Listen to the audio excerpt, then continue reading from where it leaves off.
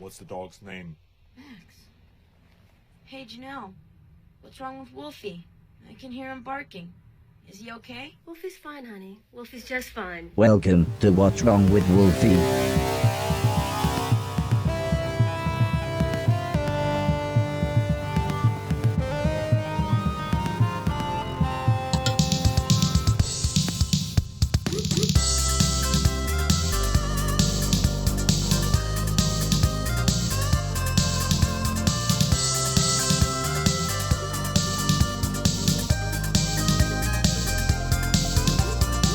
And welcome to What's Wrong with Wolfie, a retro podcast dedicated to the pop culture of the 80s, 90s and zeros. My name's Jason. And I'm Rich. And I'm Chris. With the new Doctor Who episodes airing soon, it seemed the perfect time to jump into the Who-niverse and visit a time where Doctor Who had found itself being dragged out of the void by Russell T Davies and co. Christopher Ecclestone stars as the Ninth Doctor in Series 1 of the 2005 reboot of Doctor Who.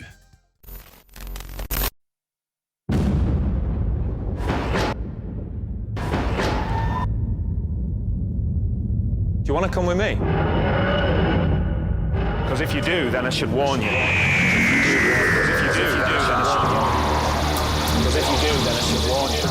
You're going to see all sorts of things. Ghosts from the past, aliens from the future, the day the Earth died in a ball of flame. It won't be quiet, it won't be safe, and it won't be calm. But I tell you what it will be. I'll tell you what it will be. The trip of a lifetime.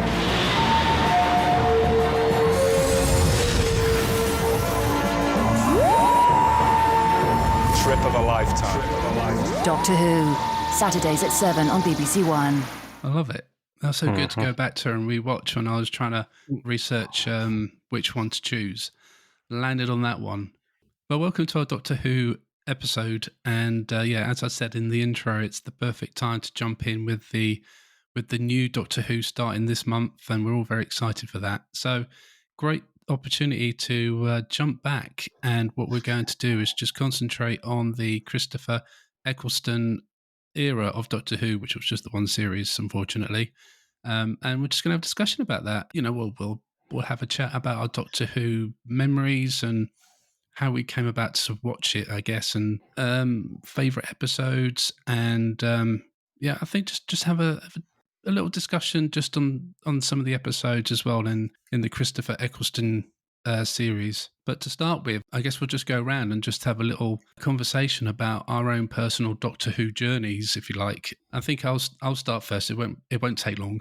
Like, I always remember growing up with and seeing clips of Doctor Who on the TV and such, and I always used to think that Doctor Who looked crap. Sorry. It did. I mean, God, if I've learned anything from my player over the last couple of weeks, it's, yeah. I never really gave it the time of day, I guess, when I was younger, because just of that fact alone.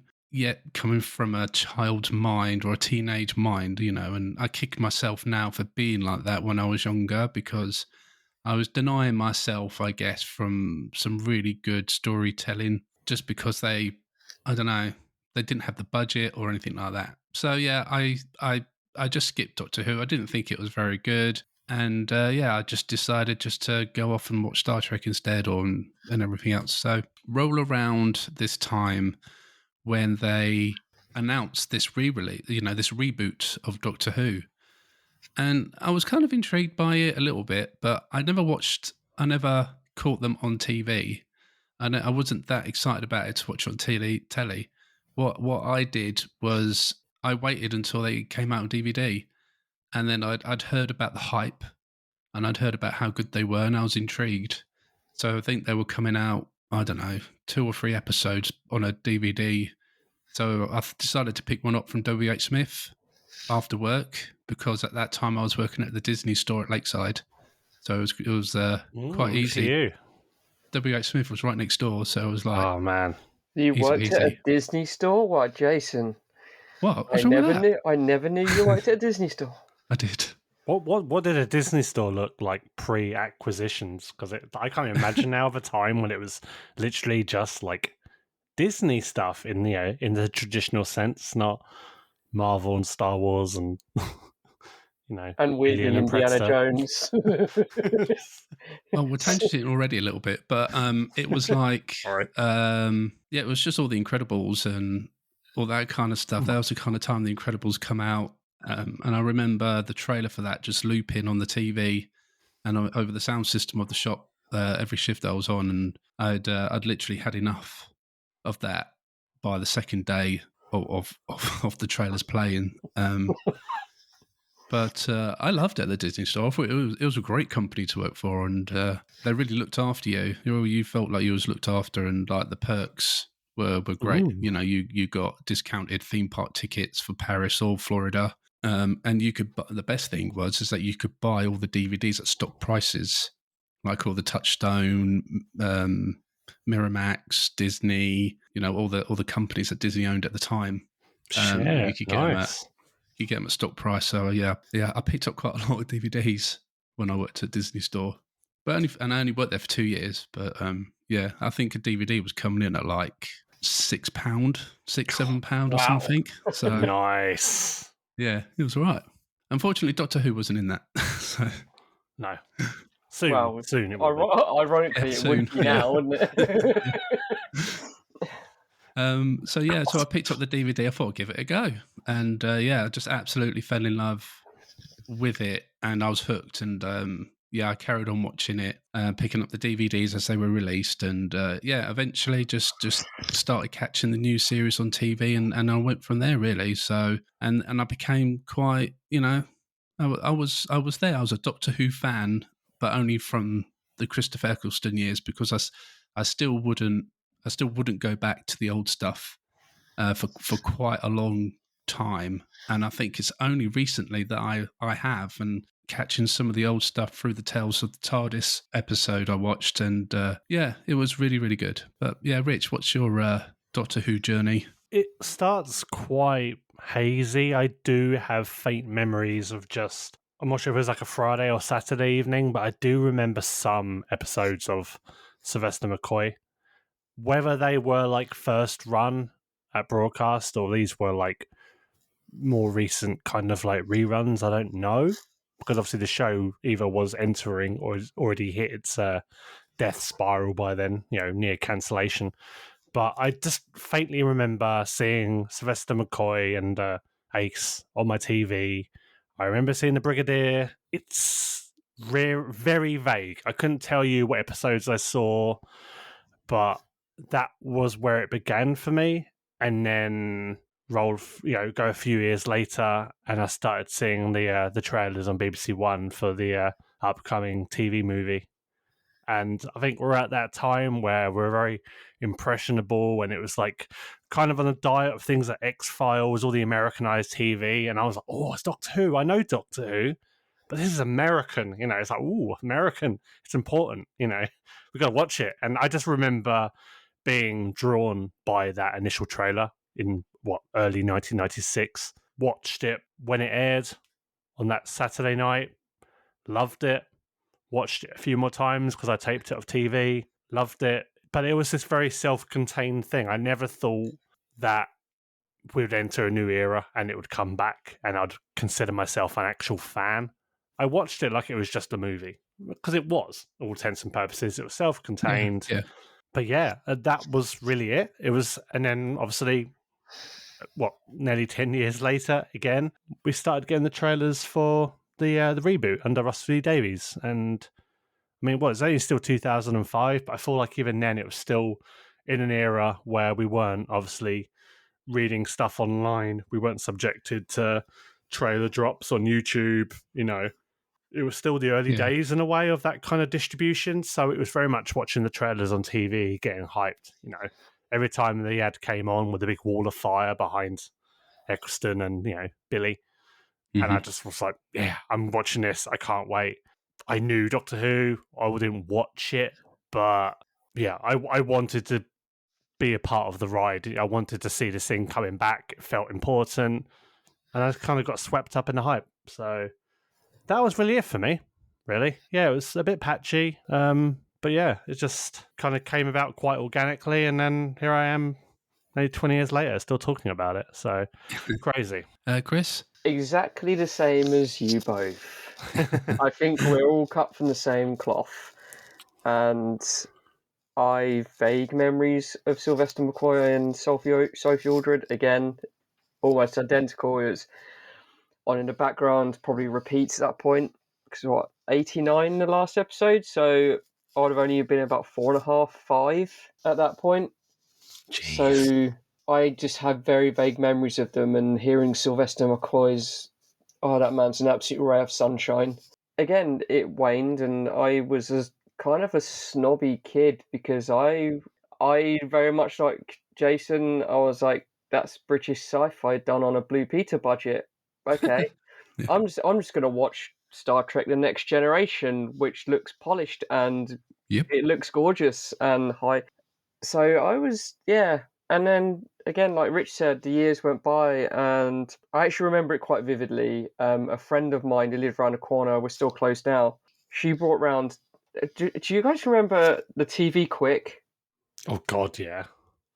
Yeah, we were a TV Quick household, not a What's on TV. That's a magazine for bastards. So Yeah, and I remember vividly they came round, and maybe we went out playing. I don't know at that point with the TV Quick, and she was like, "Oh, you like sci-fi, don't you? Look, Doctor Who's coming back," and I was just like, I've never been a Doctor Who fan, and how old was I in 1996? What, 12? About that. yeah, pretty And much. I saw like a 2-page spread, and I was like, this looks amazing. Like Rich said, it's Americanized. Oh my Yeah. god, the costume looks amazing. Oh my god, is that the TARDIS? Oh my god, it's humongous. Like you just get hit with that buzz of like, this is something really different and new, and it's exciting, and it's got Paul McGann, and it's like, this is going to be great. And it kind of was. I have a soft spot for the TV movie, because that was my introduction to Doctor Who.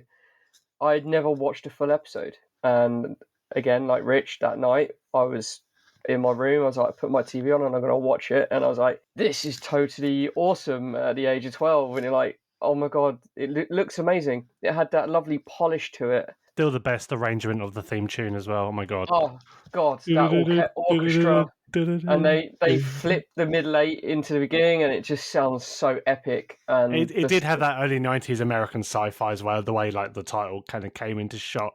I mean, again, I wasn't watching Star Trek, but I thought, hey, this is like what a Star Trek show opens up like. It felt like early 90s US sci-fi. Yeah, I was there for it completely. Yeah, and like you guys have said, it was fresh on the coattails of Star Trek was at its biggest at this point. You had, at this point, Babylon 5, you had various Star Trek things, and they had to step up their game, because if they made it look nasty, it wouldn't be a success. Kind of wasn't. But that was my introduction to Doctor Who, and yeah, about a decade later, I remember seeing that it's coming back, and then the cast came out, and I was just like, I'm a bit older now. Was it first year at college at this point? And I was excited. I was like, this looks awesome. And the trailer was modern, and it hit all those marks that you need. I was like, that's Doctor Who, and it's back, and it looks better than ever. I remember watching the debut episode Rose at my girlfriend's flat. She's now my wife, everybody. In 2005, she was at work, and on a little ropey old CRT TV, right? Oh my god! Like it doesn't get more exciting than that. There was no high definition broadcast. Well, like not like today. And I was just like, on like a 14-inch portable TV in my girlfriend's bedroom, and I was just like, I watched it all on sort of subpar site of grainy broadcast waves. I still even remember as well, like that night, like even they made such a big deal of it. Like I even remember like the continuity announcer, and they were like, "Oh, it's time, he's back," and it's like, I forget what they said after that, but they really just got you ready for it, like seconds before it actually started. I just thought it was such an event. That's probably the last real true like Saturday evening memory I have when it comes to television. What's quite lovely is I actually, me, my memory's like a hard drive. It's a curse and a blessing at the same time. Depends whose hard drive. Yeah, it does. Yeah, and I completely missed that then. Anyway, and it's kind of weird. Me and Rich would text each other because we were the only two friends within our group who were into the same kind of stuff. And I just remember flying messages like Saturday nights after Doctor Who, like, "Did you just watch that?" And it was great. I loved it. And I loved it. The buzz in the air for this show was amazingly electric. It was everywhere. Yeah. Woolworths had a whole row of toys. Russell T Davies knows what he's doing, and he's doing it again. But obviously, he had a big part in that. Yeah. To plan to build up the excitement to say Doctor Who is back. We're bringing Doctor Who back, and we're bringing him back properly. For the BBC, I guess, to like actually say, yeah, okay, let's pump some money into this. Let's see what happens with this first series and see what happens, And it was an event, and it just blew up, didn't it? I mean, like from the beginning of this series to the end, like the difference is so, I don't know, so different, because you got at the beginning, where Doctor Who is kind of a dead show, it's dead series, where we had the TV movie, and then after that was nothing. But by the end, it was a Christmas Day special. I still remember that was such an event. I love the Christmas Invasion. I absolutely love it. Yeah. The first thing I remember as well, and even watching a few episodes earlier tonight, like I forgot how much just real like pep and energy there is in that first series. Like it is just like constantly moving. Like, and I'm not to say the show like really slowed down in the following years, like as we got deeper into like the Moffat era up until Jodie Whittaker and Chibnall. But I was just like, this is like proper like just breakneck television. Like you've just got Ecclestone talking so fast, and you've got that really like slightly cheap sounding Murray Gold score that isn't like Murray Gold we know. It's just like zipping along. It's all like really kind of, it wasn't synthy music, but it's properly like little like library music just chucked in there. It was like really stock stuff. But yeah, the show just, I think that's what worked, because it was easy to think about, oh yeah, Doctor Who, that stuffy little British show that got cancelled in like the late 80s or whatever it was.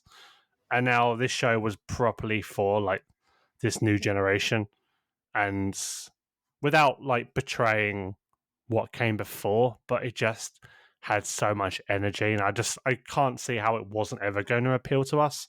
And obviously it worked for a wider audience. It wasn't just people that were invested in the franchise and had that like brand recognition from before. It's funny how it's kind of almost become cyclical in a way. Like we actually got deeper into the Moffat era, and the show kind of started to turn back into what it did with McCoy, where it's like, oh yeah, there's a few people, the diehards are still watching, but everyone else has dropped off, and rumors of it being cancelled. And thank Christ we're in the era where we are now, because I'm more excited than I have been since 2005. So I think you hit the nail on the head there. Was like it was so open to everybody. Like it didn't tread on the history of Doctor Who. That it was a new history being made, I guess, because and that's what made it so accessible, I guess, to lots of people, because it wasn't bogged down by that history, and people could just walk in and just enjoy a new story every week and just see what the Doctor and Rose was going to get up to this week. But as it went through the series, it kind of started creating its own lore, I guess, and its own history, which then these people were being a part of to drag us through to the future series. And I think that's one of the things I really liked about this show. One of the things that I forgot about this show, about this series in general, was how much it played on Rose's family and her mum. I kind of forgotten like how much they brought in Rose's mum and was going, is she going to be safe? Can you promise she's going to be safe? And playing on the emotions of the mum and the family and the boyfriend and Mickey or Ricky. I thought that was just the perfect kind of ingredient to get into the show. that was a deep cut and half. I always loved how he called Mickey Tin Dog. I was like, oh, it was like, I'm the Tin Dog. I think that was the beauty of Rose's character, though. Like, obviously, from the very beginning with the episode Rose, she was so much like the avatar for the viewer. She was asking the Doctor questions without it being like super, like, exposition dumps. He was, telling her where he was from, and then by the end of that series, he was explaining the regeneration process to her. So for all these fans that were like, oh yeah, Doctor Who, this is new to me, they were getting all this information that introduced them to the lore, and it wasn't like just being an incredibly nerdy sci-fi show. It made it really digestible, and yeah, he didn't get lost in it. It was relatable, wasn't it? Yeah, he wasn't down. So. And that was the genius of, no disrespect meant to anyone, was appealing to the soap opera generation, where instead of going on this whole alien weirdo traveling in a box with an assistant, you make it accessible to a point where you have a modern family living literally as blue-collar workers. Everyone knows those kind of people at school. Most of the audience were probably those people growing up at that point as well. It was a lovely, honest performance from all of them, and it worked because I have friends now who are like 12 or 13 years younger than me, who were about 8 or 9, and I was at college, and I'm like, okay, yeah. And they were kids watching new Doctor Who, and it was kind of a reality check. So, like, we were kids watching Doctor Who in the 90s. It's so weird. But also, what I wanted to bring up was, I remember the papers were like, oh, they're not, or publications, they're not going to show the regeneration. And Russell was adamant, is like, that's not going to happen, because you tune into this new show, the first thing you see is an actor that's not been in the papers or the magazines for the first 5 minutes. What the fuck's going on here? And I'm going to say it now, and you can read into it. Or how many times do we have to see Batman's parents die? Not enough if it was Zack Snyder. Yeah, but... yeah, or Uncle Ben get gunned down or mowed down, or you don't. What are you talking about? I never knew that happened. You just don't need to see it. And that's why they killed Aunt May in the last one, to keep it fresh. Spoilers. Yeah. But by throwing the audience straight into an adventure, and like Rich said, slowly building the universe up around that, it works because you've not got this, you're not clinging on to the history, you're respecting it, but at the same time respecting the audience to go, oh, he's regenerated, we're just seeing his current face. When I rewatched Rose a couple of days ago, and I was a bit like, oh, I don't know if I'd like to have seen the regeneration, into Christopher Ecclestone Doctor Who. But I'm thinking about it, I don't think it just doesn't work, because after a regeneration anyway, the Doctor's always discombobulated and doesn't really know where he is, and we don't want to spend all that time in this brand new show waiting for the Doctor to become who he's going to become. And so in that sense, I think they probably were right not to do that regeneration in this and just jump straight into after he's been regenerated from Paul McGann. You jump into an established character narrative rather than confuse the audience as to what's going on. Yeah, and I appreciate that. And I will say, I really appreciated them concentrating more on Rose in the first show and not on the Doctor himself, because it could have been quite an easy thing to do for them to to concentrate on the new Doctor and everything, but they didn't. They spent quite a lot of time in that first episode, especially at the beginning, on Rose herself and her day-to-day life and everything. And that's something that, rewatching it now, I really appreciated that they did that. On the subject of regeneration again, though, like, even I'm skipping ahead to the last episode now, but even the way they depicted Ecclestone himself regenerating, it was done in like a positive, like joyous kind of way. He was like so welcoming of it, and I think to have done it any other way, David Tennant, very like mopey, self-important. Oh, don't want to go. It's very emotional. Yeah, it was, because at that time you'd already invested in it and you understood it. But I think for new fans, for the regeneration to be this like traumatic thing where you were watching the Doctor, freaked out by it, it would have been too much, and it might even have just put people off coming back for the Tennant show. Whereas they kind of, their first regeneration now was they can look back as a positive experience, whereas I look back at Matt Smith's regeneration, I'm just a bawling mess even now. Yeah. I'll never look back at that positive. I try and not watch it because I'm like, I can't cry much more. Like with Matt Smith's regeneration, like the 9th and the 11th Doctors are the only two in the modern era who have actually been kind of happy and positive about changing. And that's even in Matt Smith's final line is, "We all change, and so must I." And that kills me every time. Stop it. I'm sorry. I have this thing with Matt Smith. I always remember the Doctor was me. And I'm just like, and he just embraces. And again with Ecclestone, you put the audience at so much ease to accept what's going to happen, and he's jovial about it. Yeah, it's almost like you're watching like a loved one. It sounds very morbid now, but it's almost like you're watching like a loved one pass, and they're putting you at ease. Like, this is going to happen. Yeah, and it's going to be all right. I know you've just joined us on this journey, but it's going to be okay. Please come back for the Christmas special. Yeah, please. But even in the writing, right? It's like, but you won't see me again. Well, not this daft old face anyway. But he's basically saying that he's going to be the same person. He's just regenerating his face and body. Yeah. And again, to 5-year-old children, in 5 seconds, you've made them understand the process. Moving on. Done.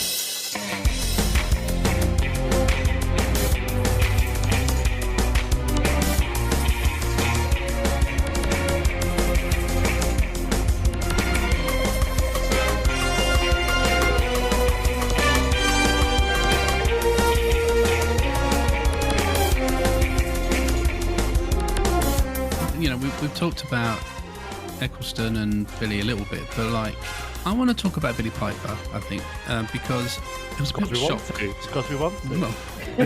Oh, God. Oh no! So it begins. Sorry.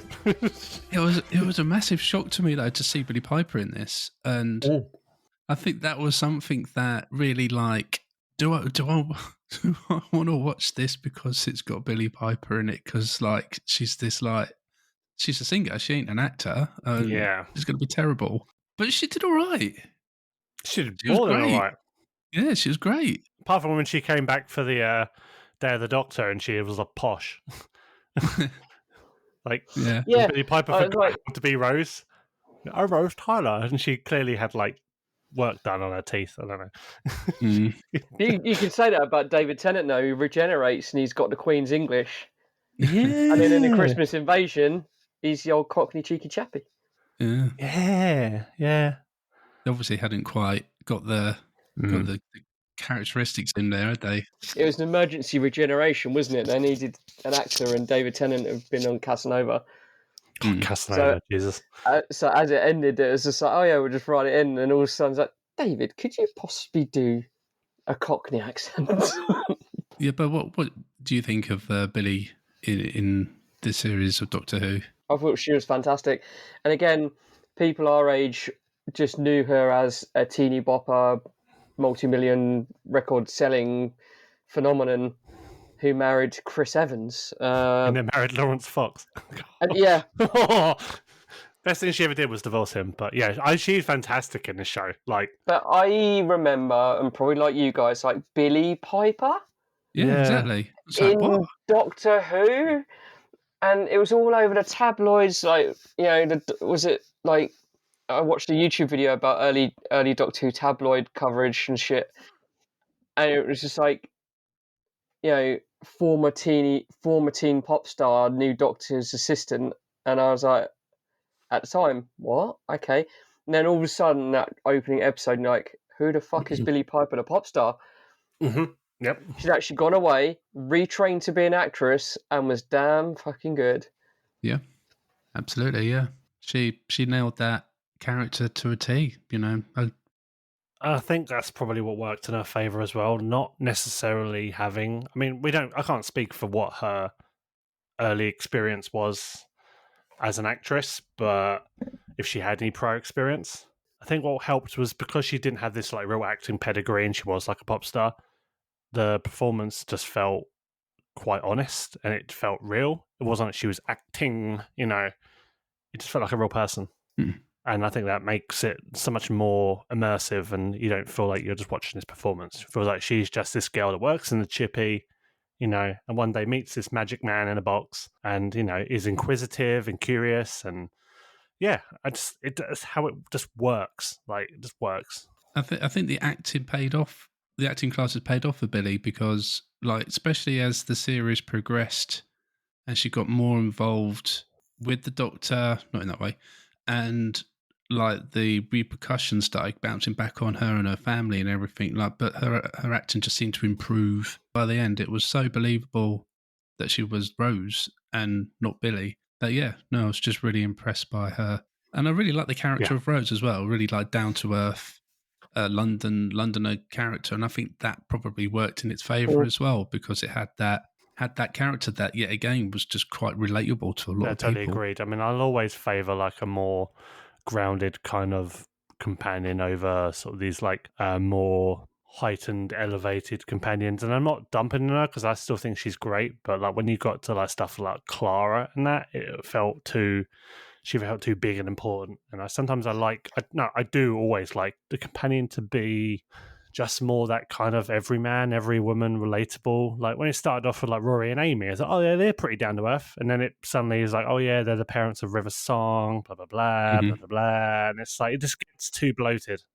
And they're the most important people in the universe. But with Russell's first three companions, they were just normal. Martha, Donna, they were just normal people that he picked up.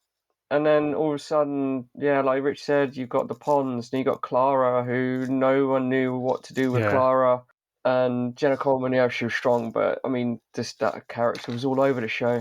I mean, let's talk about Ecclestone a little bit before we move into our favourite episodes of the series. And like, we've kind of already talked a little bit about his performance as the Doctor, but he was so likeable from the instant that you saw him. Like, you warmed to him straight away, and as a new person watching Doctor Who, you instantly just took to him, I guess, and I think that helped as well. With really liking the show, watching the episodes and getting slight hints about what happened at Gallifrey and his involvement with the Time Lords and things like that. Knowing what I know now, like watching back and seeing the kind of like little hints that they dropped when he did get sad was, it was very clever.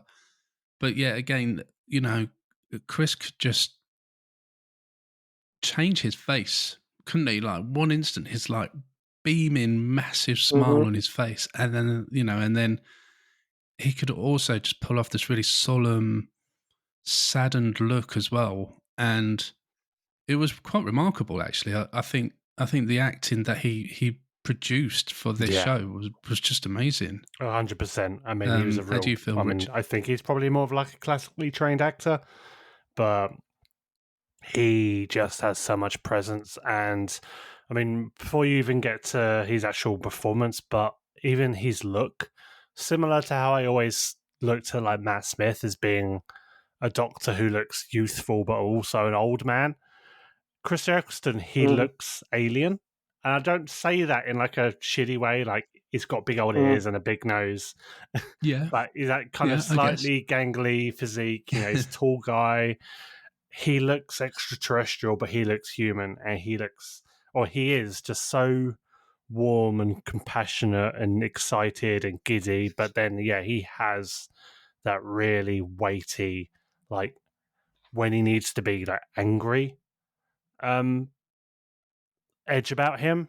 I think sometimes what I used to find is one of the things I never always necessarily liked about Tennant, who is the successor to him, was sometimes I felt David Tennant feels like he turns on emotions on and off like a tap, where it almost feels a bit contrived.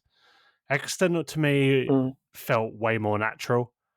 Like, I think about that episode Dalek when he's like horror at seeing, you know, a Dalek again, and then knowing it's in captivity and it can't do anything, and then he's kind of like full of joy and like just giddy. He's like goading it to the moment when the Dalek says to him, "You would make a good Dalek," and then the fucking like how pissed he looks, and just how dare you say that to me?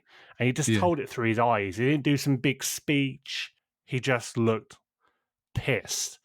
And yeah, I'm like really sad now because we all got swept up in Tennant fever, I think, when Tennant came along. And I really wish we got way more Christopher Ecclestone because he's so bloody good. Like, he's so good. Rich nailed it with those eyes, man. It's all in those eyes. Whereas David Tennant was constantly... I like David Tennant, don't get me wrong, but the intensity in Ecclestone's eyes, that Doctor could fuck you up with just a wrong word. Yeah. And it was the unpredictability. Whereas with Tennant, you kind of expected. Whereas Ecclestone's Doctor, you really felt that dude was unpredictable and natural as I think any Doctor really just. It's again like Rich said, brought up Dalek. You got that scene in the cell, and these lights just come alive, and it just says "the Doctor." Oh fuck! And no, chills. It's like the way it is set and performed is this. It's not going to be a tangent, but you know that shot in Raise the Lost Ark where the gun goes off and Harrison checks himself within a quarter of a second and makes sure he's not been shot. Ecclestone does exactly the same in that small room where he can't believe the voice he's hearing or the lights that he's seeing flashing, but at the same time knows exactly what could happen in that room, and he's locked in there with it. You see all of that in less than a second on that guy's face and his body language, and it's sublime. And to bookend that at the end where he's going to blow the Dalek out of its shell, and he just stops and says, "They're all dead, Rose. They're all dead, my people." And you're like, fuck. It took that point in his to finally admit what happened, and it's powerful. And it's a shame because Ecclestone's range again was so vast. The expressions that you can get just with a frown or a glance, it's only now, the older I get, the more times I watched him, the more I respect what that dude was trying to do. Yeah. No, even if we just got another series of him, it would have been lovely. But well, we've got Big Finish audios. He's doing those. Yeah, that's true. Which is really good. Yeah, I just imagine like later series with like Ecclestone and that like proper heightened production and that proper Murray Gold score. I need it. So it's your fault, John Barrowman. It's all your fault. Probably. Yeah, we don't mention that name. Oh, we're gonna. We will. God, gonna. I know we kind of have to.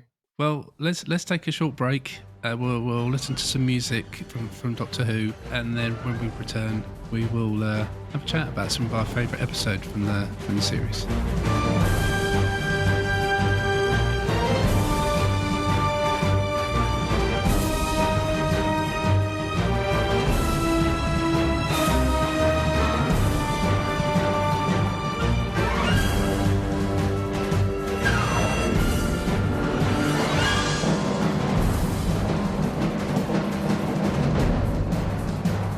Favourite episodes? I mean, quite hard to choose because there's some actual stonkers in this first series, which obviously helped it gain its popularity as well. Because there's some stories in these episodes that are out there, and I love it for it. Like, I don't think I've seen some of the stuff that they did on TV before, and the imagination that ran throughout this series was just top notch. I loved it, and even rewatching back some of the episodes recently, I kind of forgotten about some of them. I kind of forgot about how far out they kind of went with some of this, and this was a Saturday night primetime TV show, and they're bringing out, you know, aliens and skin suits and, you know, and other things that we're going to touch upon in a minute. And it was, I don't know, it's just really like refreshing to see these stories being told to me. One of the things that just gripped me and carried me through to wanting to watch more and see what other stories they could tell me. But we're just going to choose one episode each from the series and just have a quick chat about it, basically. So let's start with Rich then. Let's have a quick chat about your favourite episode of the series.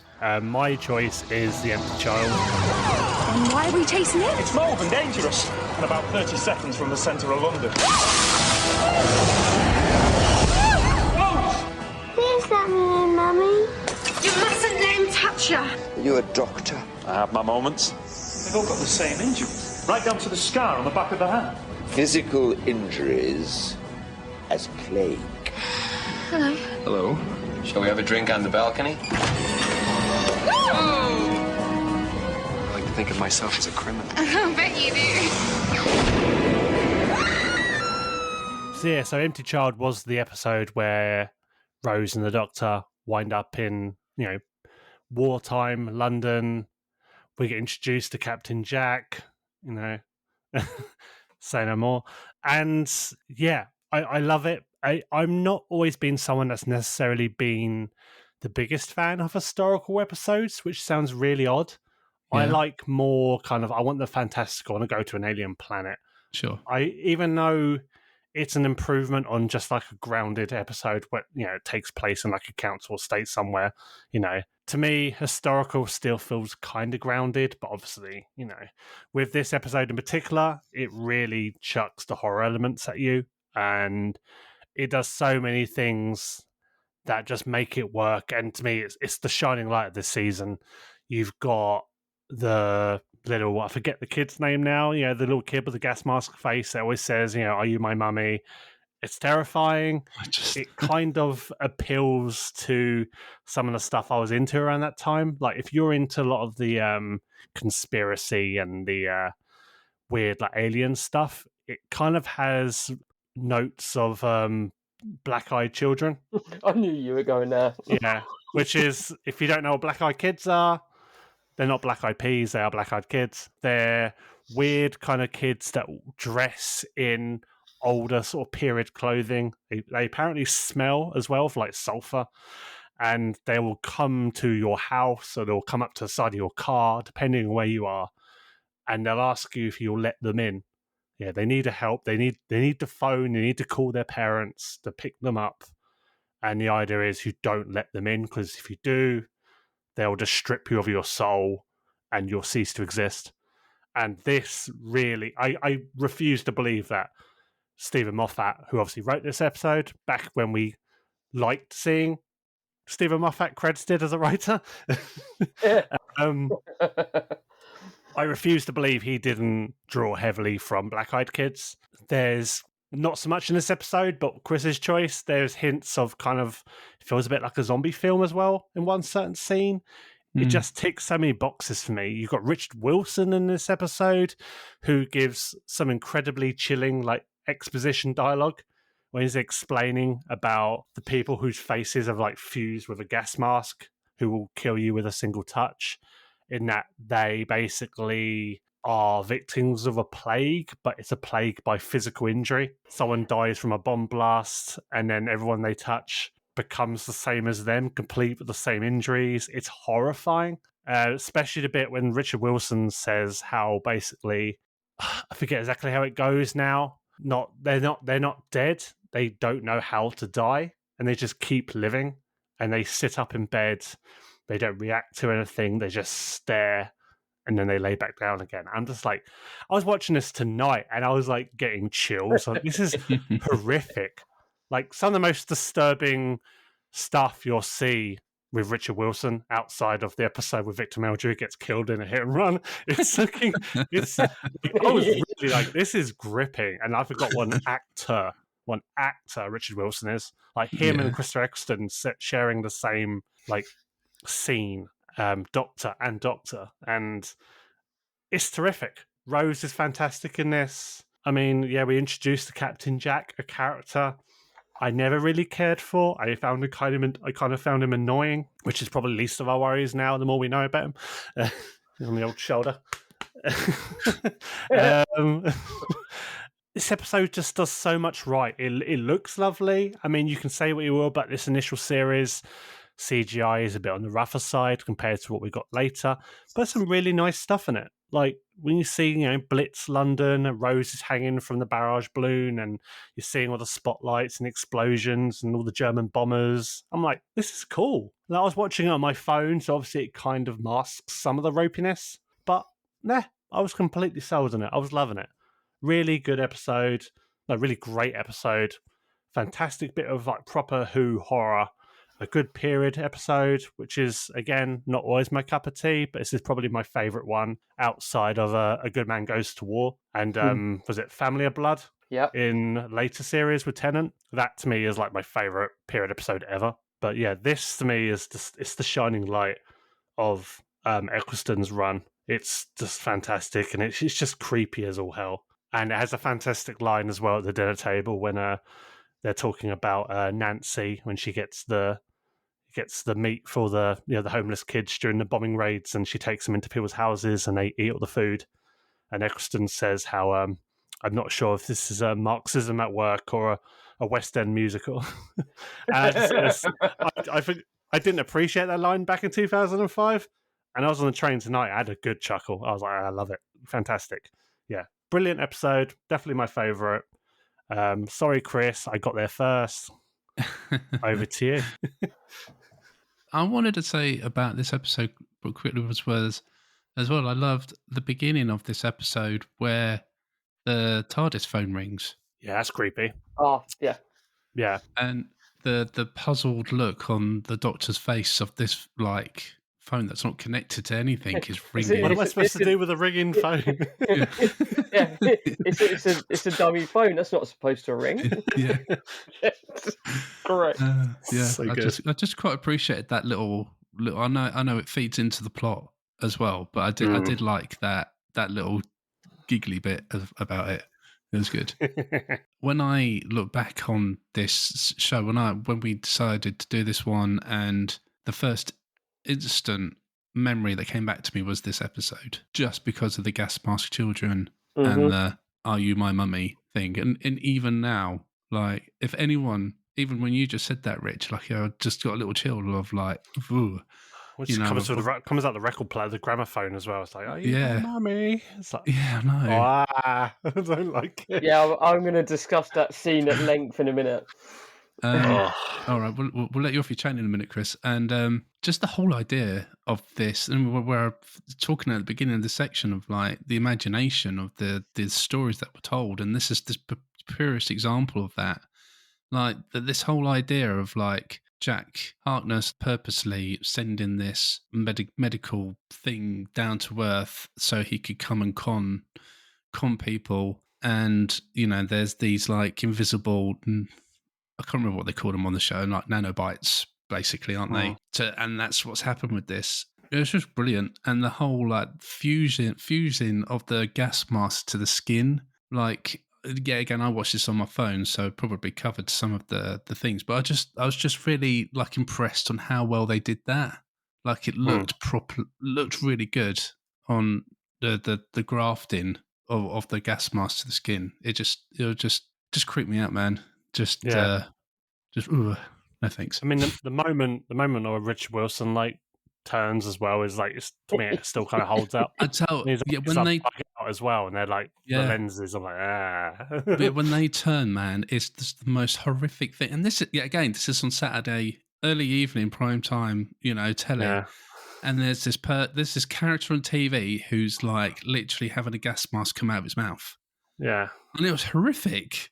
Even even yesterday when I watched it, and I was looking at it and I was just awestruck at watching this like gas mask come out of this bloke's mouth, Like I still just couldn't believe what I was seeing, I was very busy at work, so I miss out on a lot of our daily group chat. And when Rich chose this, I was like, "You absolute bastard!"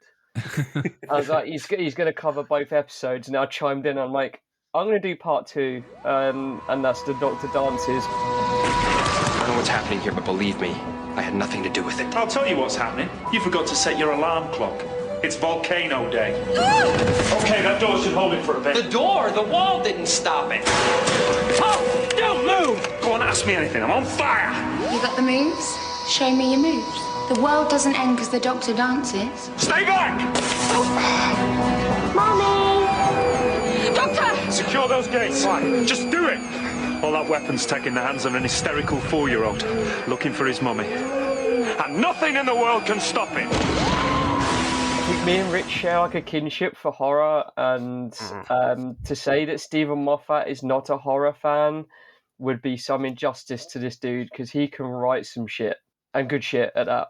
To say that this and like the Weeping Angels were not inspired by his love of horror, it would be silly not to link the two, because this is primetime family light horror, and it works. You get that anxiety feeling. You don't know what's going on. Everyone's turning into gas mask people, asking if people are their mummy. When they're trying to work it out, and at the opening of this episode, the Doctor figures it out and says, "Go to your room." And he just says, I think 3 or 4 times, "Go to your room now." And then you're like, what the hell is going on? What have we missed? And it's setting that seed as to the audience to try and work it out, what's going on. They just all kind of walk away and go back into bed, or where they came from. Without missing a beat, you get Stephen Moffat's writing at its best. Oh, thank God that worked, because it would have been very interesting if it didn't. And then he just smash cuts to the credits, and you're just like, what? It's like, the first part just sets us up beautifully, and the scene that has me in stitches to this day, and also it's very anxiety ridden, but also this episode being the second half is very emotionally charged when everything comes to light halfway through. And this scene when they're in Constantine's lab, it's very, very 1960s, 70s horror, where they're being stalked through an old building. They don't know where they are. They don't know how they're going to get out of this. And then they find some tapes in a psych unit, basically, and they start playing it. And it's a psych evaluation of his kid. And then it keeps going, and then you just hear, "Are you my mummy?" And you assume that it's the tape recorder just playing. And Rose turns around and says, "What's that noise?" And the Doctor just says, "What? What's that noise?" And he says, "What noise?" She says, "That noise, that clicking, knocking noise." He says, "That's the end of the tape. It's been making that noise for the past 30 seconds. And then they turn around, and there's the young kid with the gas mask asking, "Are you my mummy?" in the room. And it's just like, oh my God, these 5-year-olds who are watching this right now are just traumatized for the rest of their lives. But the gag about the radio, "Oh, that's the end of the tape. It's been like that for 30 seconds. The doctor's just standing there, just waiting for something to happen, and it's glorious. But the second half, and again, it's Ecclestone having so much fun in that moment, he's loving it. This whole show, and he, bless it, like his career has always been that kind of like alternate drama kind of edge to it, the taboo dramas and stuff, and then all of a sudden he gets to let his hair down, and it's just glorious comic moment where he just smiles and grins even though they could possibly die within the next 10 seconds, and he's finding it the most entertaining, fun moment of the entire thing. It's just glorious. But again, that's Doctor Who. He's been a manic kind of genius numbskull for 40 years at this point, hasn't he? So Yeah. But yeah, the second part is just full of staple, beautifully done horror moments. You get that emotional punch where the Doctor figures it out as to why these gas mask people are asking this young woman, "Are you my mummy?" Because as it turns out, she is the mother of, is it Jamie, the young lad? Yeah, I think so, that's yeah. it. Yeah. And he was raised as her brother, but in actual fact, she was a teenage mum. And at this point, I can't believe 2005 was 18 years ago. But at this point, even in 2005, that was a very taboo subject. And to be addressed on the BBC in 2005 was, to me, I feel, a landmark moment. Yeah. Basically, it was the writers and producers saying to the young audience, "You are not alone and you are heard." It's a lovely moment because she kind of breaks down and says, well, the Doctor says everything for her, and she just basically agrees. And she walks up and they read her DNA and they rewrite humanity essentially in this war-torn part of London. And it's a lovely episode just for that moment alone, and the horror aspects are just brilliant. That's what's great about it, though, isn't it? It's like we've had all this horror and we've had all this build-up to make us think that these are all bad people, bad things out to hurt us. And at the end of the day, what you just described there, and how the story ends, and it ends such in a heartfelt way, was just a beautiful story, really, in the end. Yeah, and I think it's Stephen Moffat at his early best. Obviously, we knew he was the writer of The Curse of the Fatal Death, which at that point had been like most people's entry point to Doctor Who for comic relief, which is gloriously done. His penchant for taking the ordinary and not making it a big bad. In actual fact, it's a hospital ship that didn't know the difference between human DNA and leather and glass. So the big bad was just doing what it was programmed to do, fix people and then move on. And as for Captain Jack, much like Rich, I never felt connected to that character, or John Barrowman for that matter. Nothing personal against the guy, well, not at the time anyway. A lot of his performance just felt very over-rehearsed and just reading it. You only get these over-rehearsed things and you're just reading off cue cards to get your check. He's very much, he's Saturday Night Light entertainment. Yeah. The man. It's just like, yeah. It just is like, you're just too much. You're overbearing. Yeah, it should feel like he should have been in another show. Yeah, I just felt watching this episode yesterday that there was no chemistry between him and Billy Piper. And it got to a point where I was just like, feels really forced. They're just delivering lines, and I just didn't feel any connection with them, even though you were supposed to. And it's those lovely moments between the Doctor and Rose when she says to him, "You dancing?" And he's picking up on her being happy around Jack. He's given her a zing for life that I don't know where it was going, but he says, "I've been around a bit, 900 years. Of course I've danced." And she doesn't believe him. And then after this moment, you see a reg, because I think the vibe they were going for with Ecclestone's Doctor was this traumatized, born out of war character archetype that had fleeting moments of sadness, but also could be manic and extremely happy and supportive the next. And the episode ends on such a lovely note where he is responsible for saving the human race again. And he has literally a spring in his step at the end, and he puts on some music. The TARDIS flashes like a 1940s disco, with the lights going off, and he starts to dance. It's a really lovely episode, and you see Christopher Ecclestone at his happiest, I think, in this episode. Yeah, that's just my pick, and it was a perfect sequel to Rich's. I'll tell you, there was one other scene that I really sat up at in this second episode, and that was when Nancy got caught in the house. And she was being held prisoner by the dad, the man of the house and all that, waiting for the police to come. Like, she basically was like, she started ripping into him about the food on the table and all this and that, and basically just accused him of having an affair with the butcher. to be able to get the posh meat. What you were saying about the teenage pregnancy thing, and then they're alluding to this man having a gay relationship with the butcher. And again, I was like, I sat up and I was like, wow, they addressed that on a BBC primetime TV show as well. I mean, you see, like through that whole first series. Well, no, not the whole first series, but yeah, beyond as well with him. There is quite a number of like queer coded characters in it. Like in Gridlock as well as like the other lesbian couple. You know, they're everywhere, and I do kind of love it. And I even remember at the time, people moaning on the boards and the cynicism of you know, it's being forced. Oh, it's like, but it's not, because I was at college at this point, and I knew many gay people, and they were my closest friends at college. And I can't stand this one-dimensional thinking of people.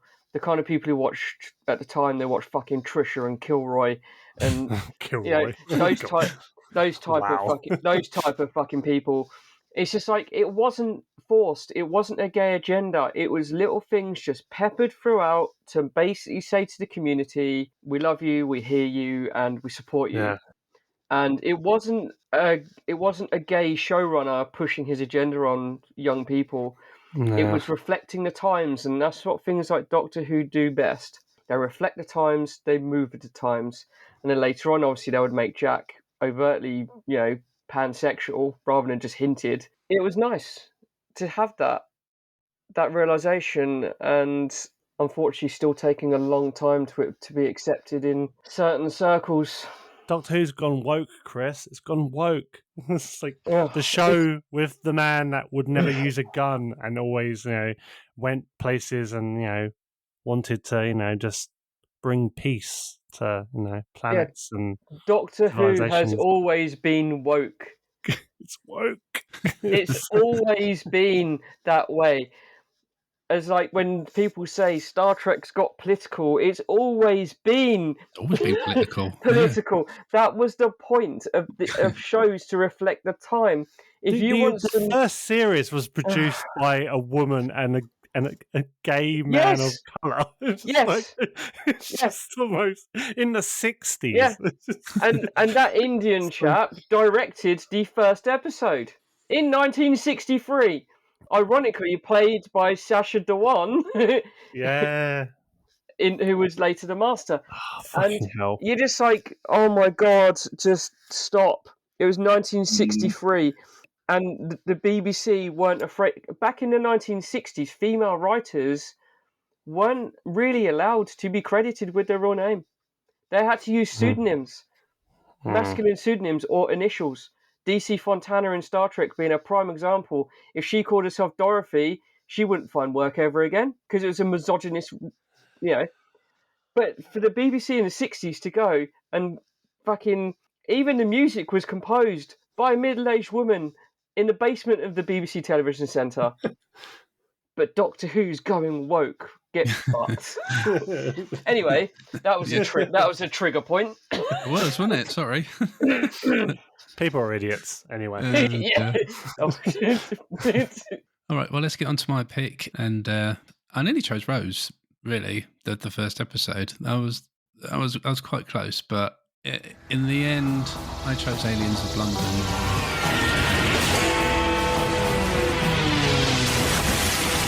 Big Ben destroyed as a UFO crash lands in central London.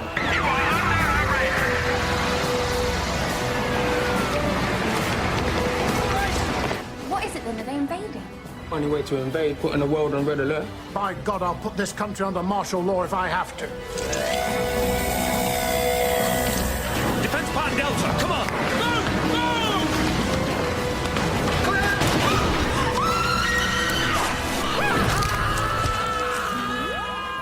This is the one where is it the Slitheen? Yeah. They come down to Earth to basically sell it. They want to ruin it. They want to kill the human race, and then they want to sell the planet to somebody and make lots of money. That's the end goal of. They're goofy as fuck. I love the fucking Slitheen. Anyway, carry on. Have you got a flatulent soundboard ready, Jason, for random? We'll put it in post. They're just dickheads, and I love Yeah. that. They're just fucking arseholes. They're just like... Anyway, Jason. Yeah, sorry. So yeah, the way that they've decided to do this is to come down to Earth and then wear these skin suits to make themselves look human and try and get themselves into the government, into the British government, so they can pull off this plan. But like, I don't know, man. It's just I don't know where to really start with this. Doctor Who's woke. It won't go political. It won't poke fun at British establishments. That's new Labour for you. Yeah. I think I fell in love with this episode as soon as the first fart noise came out. I have to go there. Sorry. It was just funny. Like, I don't know. Like, we've just seen the spaceship crash through Big Ben into the River Thames. Yay. And then we cut to like the Prime Minister's been injured or he's dead. I can't remember what it was now. And like this guy has to take over because he's the next person in line.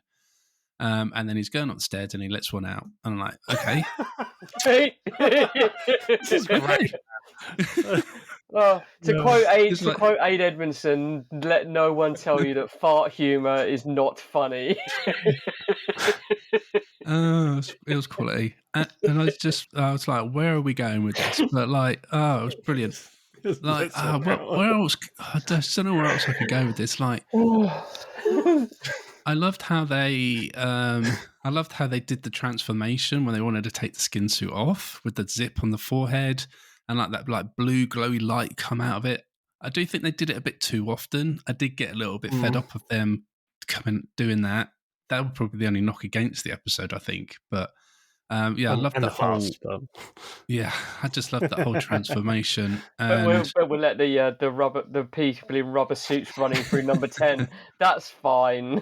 Yeah, I love the design of the Slitheen. I thought they were brilliant. Kind of cute, but like not. But terrifying at the same time. Yeah, they got those big old like pucker lips, and they're just. I liked them. And I liked the them yet again bringing in Jackie, Rose's mum, and Mickey into the story, and like we had this whole like subplot of them being terrorized by this one Slitheen who was pretending to be I don't know, some important police dude, and we kind of saw that side of it, and we had all the stuff going in Downing Street, and then we had the stuff going in the flats. I love that yin and yang of this story, but I also kind of like this because it introduced us to Harriet Jones. Because I love Harriet Jones, I think she's just a quality character. I love her, and all the alluding to her becoming Prime Minister and everything. And, Pickle, I didn't want to be a bother. Yeah. Sorry, she's always gonna be Sean's mum until the end of time. Yeah, no. Oh. Yeah, and I love the I say action, like, you know, like when they're getting chased by the Slitheen and they're running, they cut to that shot, don't they? And like they run through the right door, through to the left, and then they run after them. Scooby-Doo shot, yeah. Yeah, the Scooby-Doo shot. You know, I don't know. It was just really fun and interesting and different, and it wasn't out to destroy the world just because for fun or whatever. It was because they wanted to sell the planet, and I just really loved it all. It was really, really, really good. They're just speculators, you know what I mean? They're just like landlords. They just come in and buy stuff up, you know, ruin people's lives. And so again, Russell T Davies, finger on the pulse, you know, Britain. But I remember like how kind of goofy this episode was, but like when I think doesn't like the cliffhanger end at like the press conference. That's when they kind of reveal themselves. And they electrocute everyone in the room. I found that like even though they were kind of goofy and there was the whole line about, oh, excuse me, do you mind not farting when I'm trying to save the earth? Like that scene actually was quite kind of intimidating. It was quite fucked up. Like they were obviously weird looking things, but when they revealed themselves and they electrocuted everyone, I was like, oh shit, this is going to be a good two-parter. And I was really sold on it. I was like jumping up and down in the living room, the episode when it aired originally. Like I was sold. So to me, these were like, oh, these are like the Daleks. This is like Cybermen. These are important. And obviously, we haven't seen them again, other than I think they were in an episode of like Class or maybe Sarah Jane Adventures. Mm. They do appear in a spin-off show. I know that much. And I think in Russell T Davis's farewell Star Wars bar scene as well, aren't they? They're walking around in the background. Yeah. But it's a shame because they weren't revisited because they're actually quite intimidating, and also I think they were intimidating because they just looked weird and not what you expect. And then when they do pull this shit, you're like, holy fuck, they mean business. Yeah, they're dickheads. I love them. So that's a good pick, Jason. I like it. Thank you. I remember vividly watching this at home at my mum's house this time. And my mum hadn't seen Doctor Who probably since the mid-80s. Way before I was probably a child, and it was probably on, and she never got on with it, and I don't think most people did. And she was laughing. She was like, are you seriously enjoying this? I remember it to this day. She went, are you actually enjoying this? And I turned around and I said, this is fun. And she was like, it's just men in suits. I was like, I know, but that's what makes it fun. Yeah, it's like, but I think that added to the charm. I think it was an intentional callback to what had gone before. You know, stuntmen in ropey suits emerging from the seafront and terrorizing some seaside town. And yeah, I thought it was great. And the fart humor, it does get a bit too much, but when you get the context of it in the end, where aren't they sulfur-based life forms or something? Yeah, I think so. Yeah, with the vinegar. And yeah, Mickey throws a thing of pickle onions over it, and it just blows up. It's boom. So I just love he had pickled eggs in his cupboard. I'm like, dude, come on. Fucking vinegar, Jesus Christ! I remember now. Oh my god! But it was good. Like we had all this humor, but yet again, they still managed to bring in the tension, I guess, as well. You know, because yet again, yes, they were trying to destroy Earth, so they said it. But it was because they were doing all this so the UN would release the codes for the nuclear weapons and everything. And I guess that was in the second episode of this story in World War III. That was their aim, and there was tension, and we had the Doctor and we had Mickey. And Mickey was doing all hacking into government systems. I love that, Mickey the idiot. The future of the world is in your hands. Yeah. And there was real tension there. He set off that missile, and we were watching the missile go through London and everything. And yeah, it was just really good tension in there as well. So we had all the humour again and the flatulence and everything else, but there was that tension as well there. Because I couldn't pick The Empty Child, because Rich got there before me as well. Chris, don't worry. That would have been an interesting deep dive, wouldn't it? All of us talking about the same two-parter. Aliens of London and World War III. It's mine, but it's funny. We both pick two-parters as the best. Yeah, very true. Yeah. But definitely honourable mention, I think, for all of us for a Dalek. Though it seems at this point, it seems like, oh yeah, Dalek story. But then it was like, oh shit, Dalek story. It was also uncertain, wasn't it, if the Daleks were actually going to appear, because Terra Nation's estate were being pedantic pieces of shit about the whole thing, weren't they? Yeah. They didn't appear in the TV movie, so the last time they appeared anywhere was the comic relief special. No, Chris, you hear them at the start of the TV movie. Oh yeah, that weird kind of synthesized voice. It's like, what the hell is this? It's just like, how can we make it sound like that, but without pissing off Terra Nation's estate? Okay, but yeah, it was Dalek was one of my choices, but it kind of won out to the Doctor Dances because I think it's a better episode narratively. Dalek is okay, but yeah, the first time we'd seen a proper Dalek in a proper Doctor Who episode was an event, and then they just became boring because they're in every 2 or 3 episodes. Oh god, here we go again. But yeah, Dalek's fantastic. All right, chaps. Obviously, like at the end of all our episodes, we have to give a verdict and a score to go on the board from above. So we've got to do this with Series 1 of Doctor Who. An overall rating for the whole series or episodes? For the whole series. Ooh. The plot thickens. So, Chris, you want to start us off? I would say that this show came out of the gate running and did it so well.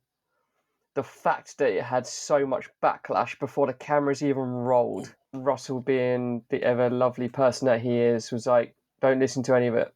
They rolled out the first episode and it was a hit. And then I think it was hit after hit after hit. I don't think there's a dud Christopher Ecclestone episode. They all have their strengths. I think that they made sure that this first series was going to be an event and they pulled it off. And there are a few hokey moments, but the moments that stick with me are the deepest they've ever delved into the Doctor's psyche, where when he holds Rose's hand and tells him that he can feel the earth spinning and we're clinging to this rock. It's just so ethereally affecting that you just like, wow, to convey that he's an alien who can perceive things that only we can dream about, was cementing that in such an early moment in the first episode, that by the time you get to the last episode, you've got that little seed planted and it's been growing for that 13 episodes all the way through. Mm. And it adds to that mystique that he's not an all-knowing person, but he has been everywhere,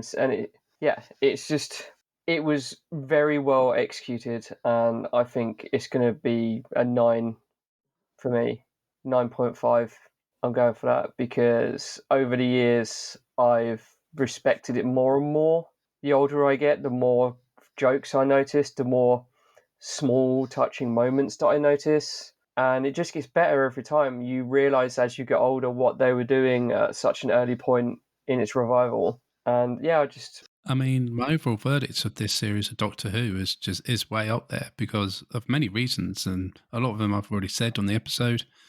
From the amazing stories that they told us, through the humour and the tension and the drama, all mixed together really well. It was so strongly written. It just gripped you, and you wanted to see what they could do next. And when you mix in the great acting from Ecclestone and Piper and the supporting cast, it was, and Russell T, obviously, spearheading it all. It was just a magical mix of people coming together and creating this series that was just really strong. And personally, like I said at the beginning, saying where I wasn't into Doctor Who, I just thought I didn't think it was a show worth of my time. And then to give it a shot and falling in love with it, and for the majority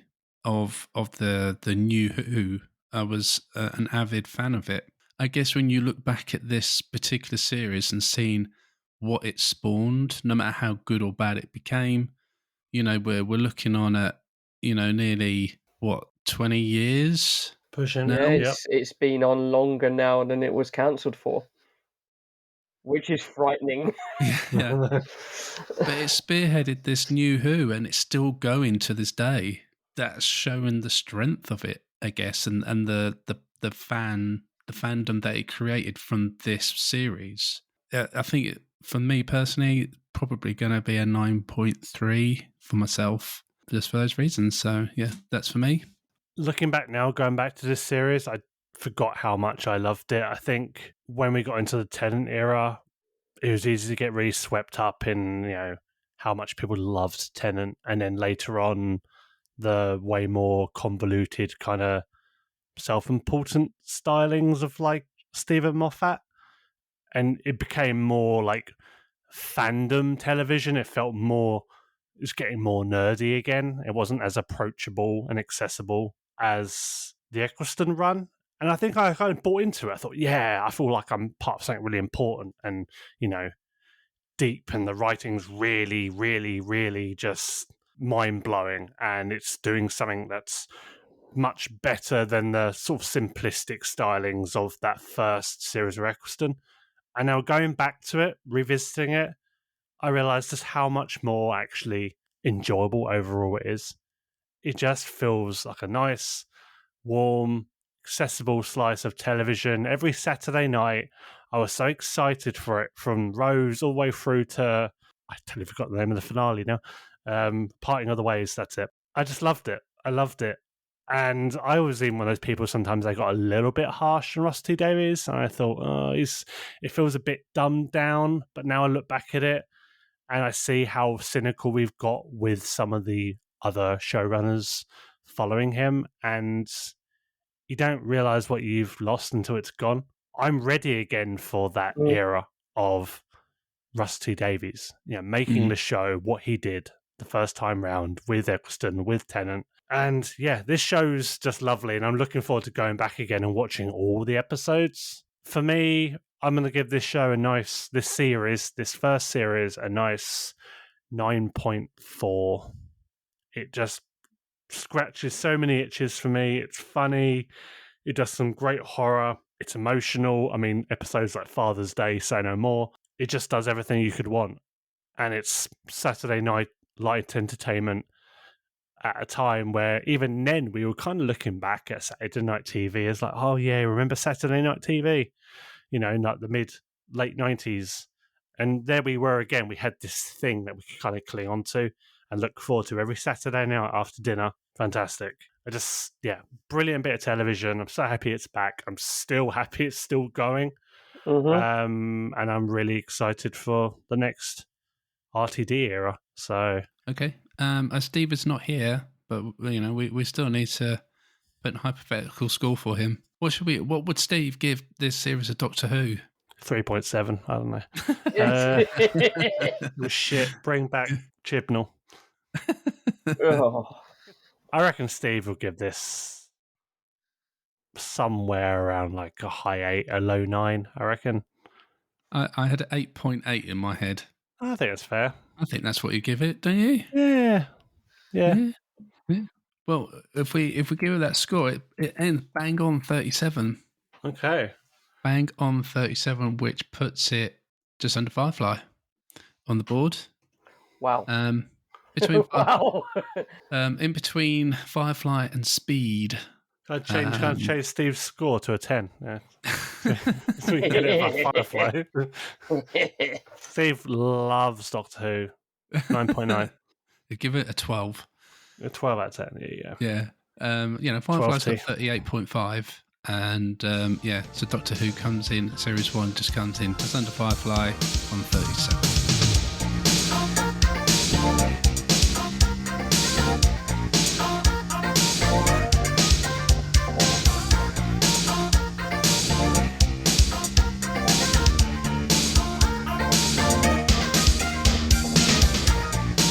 But of course, in the future, we plan to come back to Doctor Who and have a chat about the Tennant years, as they obviously fall into our bracket of the zero. So we'll surely cover that next year at some point, and we'll have that on the board as well.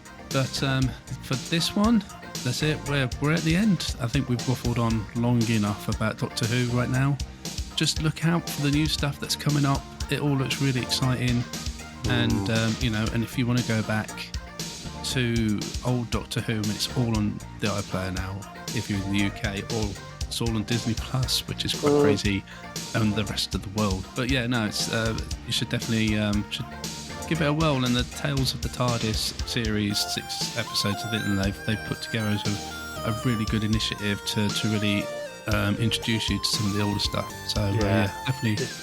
Quite brilliant what I've seen so far. But before you go, I just want to remind you of a few things. We'd really appreciate it if you check out our Ko-fi page, where you can go to show your support to us monetarily with a one-off monthly donation. Sorry, a one-off or monthly donation starting from £1. But times are tough, so if that's not cool right now for you, then a rating or review on your podcasting platform would be amazing. Also, wanted to remind you about our Discord. Please come and join it and chat with us about retro or modern day pop culture. If you want links to the Discord or to our Ko-fi page, you can find that plus a lot more at thewolfiepod.com. Chaps, it's time once more to say goodbye. Goodbye. Lots of planets have a north. Oh, God. Yeah. Brilliant. Brilliant. My name is Jason, and you've been listening to What's Wrong with Wolfie, a retro podcast to the max. We'll catch you next time. Take care. Goodbye.